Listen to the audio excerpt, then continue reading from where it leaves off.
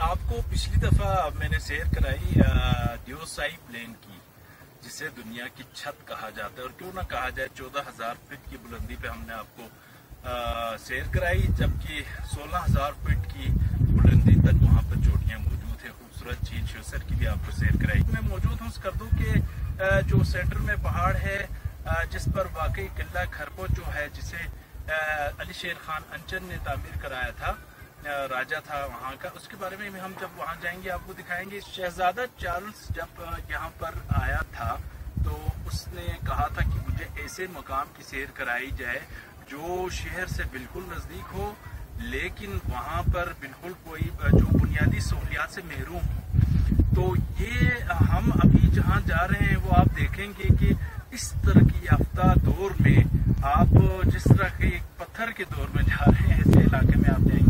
तो इस वक्त मैं जो स्कर्दू के सेंटर में जो पहाड़ी है उसके कोने पर मौजूद हूँ। मेरे बैक साइड पे दरिया सिंध बह रहा है। अगर आप दाएं तरफ देखें मेरे, तो ये मिंदो खर जो ये एक चौकी होती थी ऊपर जाने के लिए किले से पहले, ऊपर हम किला खरबोचो के बिल्कुल नीचे खड़े हैं इस वक्त। दाएं तरफ जो है छुमिक, स्कर्दू का छुमिक नामी इलाका है, सरसब्ज़ और शादाब दरिया के किनारे। छुमिक बल्ती जबान में, यहाँ के लोकल जबान में चश्मे को कहते हैं, तो उस मकाम पर मौजूद हैं। तो बहुत खूबसूरत मकामात हैं। शाम हो रही है, कहीं देर ना हो जाए, हम आपको लेके चलते हैं।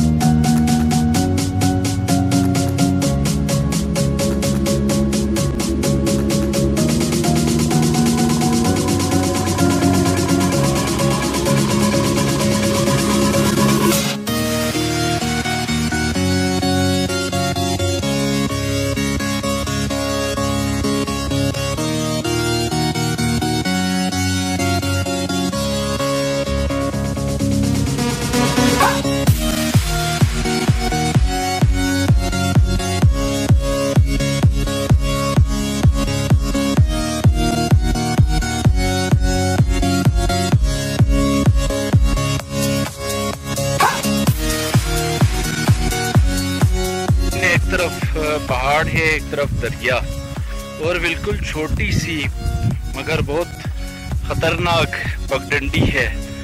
अगर इधर से आपका थोड़ा सा बैलेंस, ये तो अभी मैं आपको थोड़ा रास्ता दिखा रहा हूँ, आगे मजीद तंग हो जाएगी, तो बहुत पुरखतर और रास्ता है। तो आप देख सकते हैं इस तरह की याफ्ता दौर में, हालांकि ये छोटा सा गांव स्कर्दू शहर के बिल्कुल नज़दीक वाक़ है, लेकिन बुनियादी सहूलियात से महरूम। इसको आप रास्ता तो नहीं कह सकते, पहाड़ी कह सकते हैं। यहाँ से हम इस वक्त गुजर कर जा रहे हैं।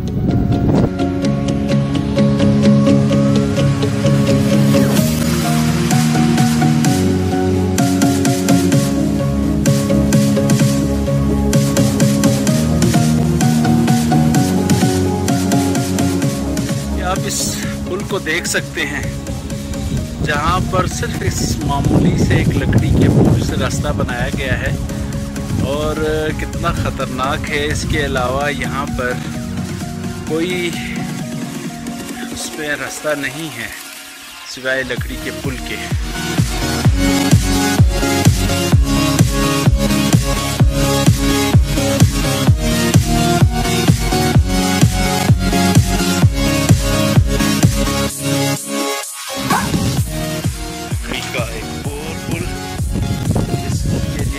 किया गया है, 2 से ज़्यादा अफराद यहाँ से नहीं गुजर सकते।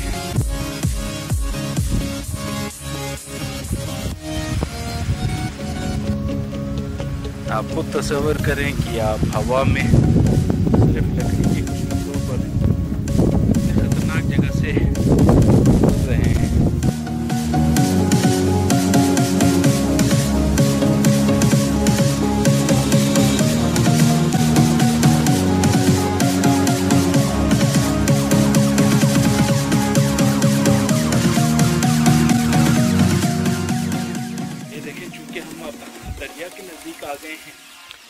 खुशबार रास्ते से उतर चुके हैं। हमारे एक तरफ पहाड़ी है और बड़ा आपको अजीब सा महसूस होगा, यहाँ पर रेत भी है और हमारे राइट साइड पे दरिया है। और ये जो दरख्त आप देख रहे हैं ये गालिबन बेर के दरख्त है, जिसे मकामी ज़बान में सरसिंग कहा जाता है। चलते हुए बेहंगम सांसों के साथ हम बिलाखिर इस सहराई रास्ते के ऊपर भी चढ़ चुके हैं। दरिया के साथ रेतले सहरा में देखें ये हवा के बगोले अटकेलियाँ करते हुए, और उसके साथ खामोश दरिया पहाड़ के साए में। गुरूब आफ्ताब का वक्त करीब है, कहीं पे धूप है कहीं पे छाँव है। और आप देखें दरिया में कितनी खूबसूरत लहरें बन रही हैं।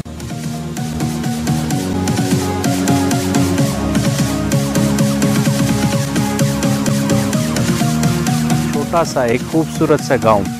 इसकी तारीख ये है कि मकबूल राजा अली शेर खान अंचन की बीवी जो थी रानी, उसको बाग बहुत पसंद थे। तो किला खरपोचो के अतराफ़ में 4 बाग थे, उसमें से एक बाग इसे कहा जाता है जो कि नासुक था।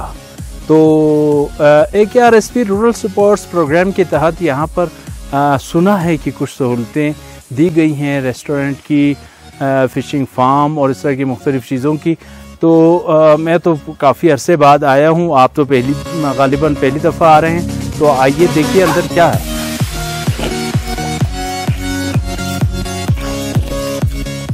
नाजरीन, बहुत मीठा और ठंडा पानी और यकीनन शफा बख्श भी।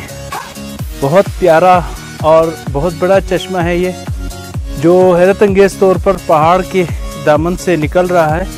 हालांकि दरिया सिंध हमारे इस तरफ जो छोटा सा गांव है उसके दूसरी तरफ मौजूद है, लेकिन दरिया का ये जो चश्मे का पानी पहाड़ी की दामन से आ रहा है, जो इस पूरे इलाके को सैराब कर रहा है। तो हम इस वक्त मौजूद हैं नासुक में। ये एक बड़ी खूबसूरत सी जगह है जहाँ पर जा बजा चिनार के दरख्त मौजूद हैं। और ये मेरे पीछे आप देख रहे हैं एक बड़ा चिनार का दरख्त जो अंदर से खोखला है। कहते हैं कि 100 साल के बाद, 1 सदी के बाद ये जलता है, और हमें नहीं मालूम कि ये पता नहीं ये अपने अंदर कितनी सदियों की दास्तानें समेटे हुए है। तो हमारे साथ मौजूद हैं मारूफ स्कॉलर और रिसर्चर मुनव्वर हुसैन साहब, उनसे भी हम इस बारे में जानने की कोशिश करते हैं। जी मुनव्वर हुसैन साहब, हम लोग यकीनन एक बड़ी खूबसूरत जगह पर मौजूद हैं। साथ चश्मा बह रहा है और एक चिनार के मुख्तलिफ बड़े बड़े दरख्त जो यकीनन जिनकी उम्र सदियों पर मुहित है, और एक जगह स्टेज टाइप की बनी हुई है। तो आप ज़रा हमें इस बारे में थोड़ा बताइए कि ये कौन सी जगह है और उसकी क्या हैसियत है।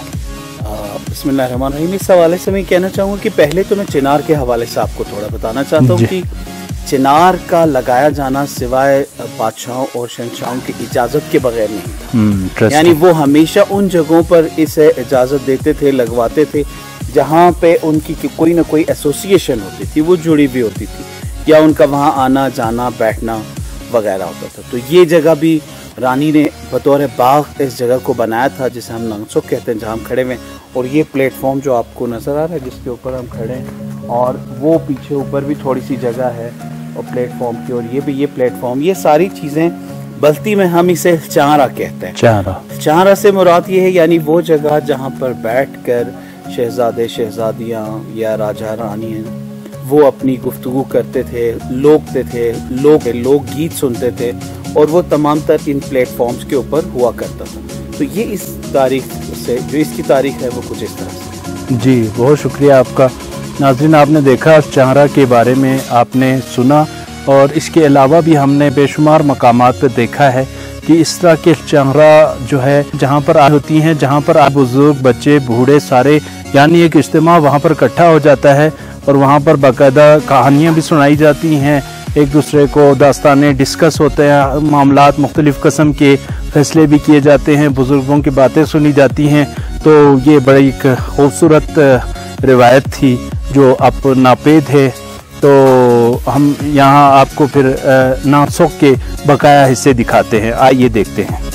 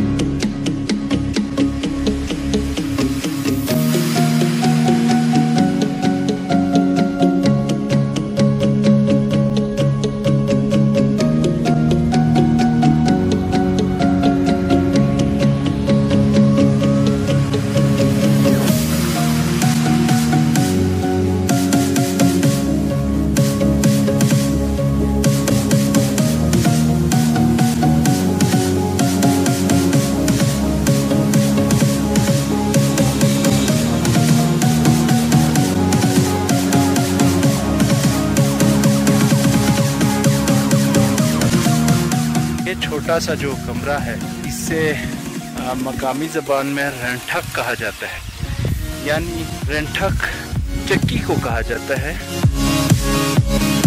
पानी जब ऊपर से गिरता है तो चक्की के नीचे जो दो पत्थर की सिलें होती हैं और उसके नीचे पंखा होता है जो उन सिलों को चलाता है, और उसके दरमियान गंदम दाना दाना गिरती रहती है और उसको वो जो पत्थर की सिलें हैं गंदम को पीसती जाती हैं और जिससे फिर आटा बनता है। ये कदीम ज़माने की जो चक्की है जिसके बारे में मैंने आपको बताया। अफसोस का मकाम है कि हम एक महज़िब कौम है। मेरी सयाहों से गुजारिश है कि आप सिर्फ इस जगह नहीं, आप किसी भी जगह फिरने के लिए जाएं तो वहाँ पर कम से कम इस गंदगी को समेट लें, किसी कूड़ेदान में या किसी ऐसी जगह पे इसको डालें। ये इखलाकन भी दुरुस्त नहीं है कि जो पीछे आने वाले सयाह इस तरह का मंजर देख सकें जो हम बैठना चाहते हैं।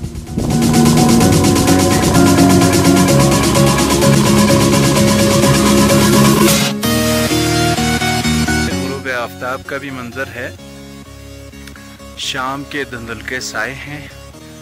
तो मनोहर हुसैन साहब बड़े अच्छे शायर भी हैं, हम उनसे गुजारिश करेंगे कि कुछ अशार इस मौके पर अगर आप सुना दें हमें। बड़ा एक समाती सा माहौल बना हुआ है, शायराना माहौल बना हुआ है, अगर कुछ अशार हो जाएं।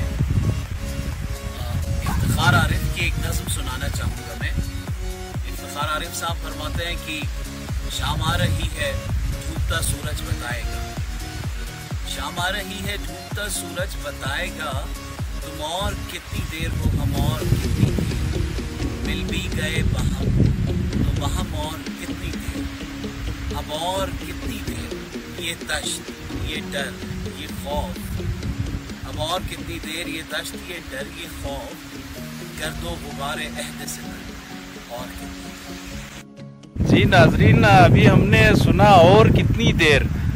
मेरा ख्याल है अब हम सिर्फ थोड़ी ही देर यहाँ पर हैं, क्योंकि अब शाम हो चुकी है, रात होने वाली है और जाने का दिल तो बिल्कुल यहाँ से नहीं कर रहा। दिल कर रहा है कि हम यहीं बैठे शायरी की बातें करें और अच्छी अच्छी बातें करें, देव मालाई बातें करें, कहानियाँ सुनाएं और ख़ूबसूरत मनाजिर इस वक्त मौजूद हैं। तो और कितनी देर देखें, अब हम और कितनी देर में हम वापस पहुँचते हैं।